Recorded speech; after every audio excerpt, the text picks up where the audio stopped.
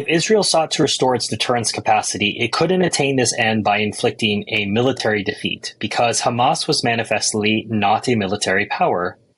It is not clear that any opponent of Israel felt Hamas was really strong enough to be a serious test of Israeli ground forces.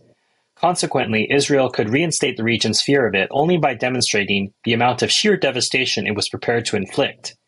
It had to make its enemies feel like it was, quote, crazy, and was ready to cause wreckage on a scale that is unpredictable and heedless of world opinion.